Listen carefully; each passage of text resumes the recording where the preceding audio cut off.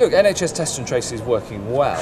There's over 85,000 people currently isolating because NHS Test and Trace has identified them and asked them to stay at home because they're at higher risk.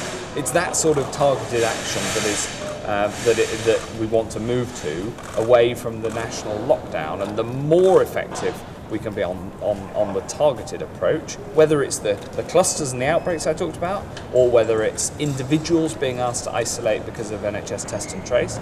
The more effective that side is, the more we're able to release the national measures, including the progress that we're going to be able to announce this week. We'll be setting out the future approach to the 2 metre rule and for the changes that we're able to make as part of the plan later this week. We have a plan. The plan is working. The number of new cases is coming down. The number of people in hospital is coming down. And thankfully, the number of those who are dying from coronavirus is coming down as well. So the plan is working, and that means that we can take further steps safely and carefully to reduce the lockdown, and we'll be setting out more this week. What I can say is that the plan that we set out last month, that plan is on track, it's working, and in that we said that at the beginning of July, around the 4th of July, we'll be making the next steps safely to be able to reopen hospitality and some of the sorts of services that naturally require close contact, like hairdressing.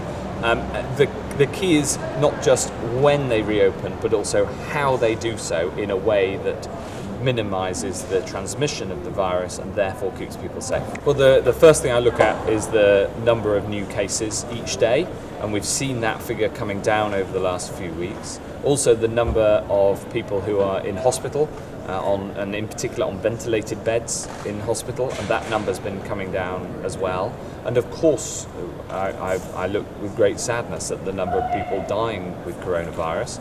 That number thankfully has come down. This last week we saw that the total number of deaths across the country is no higher than in recent years in a similar time of year in June.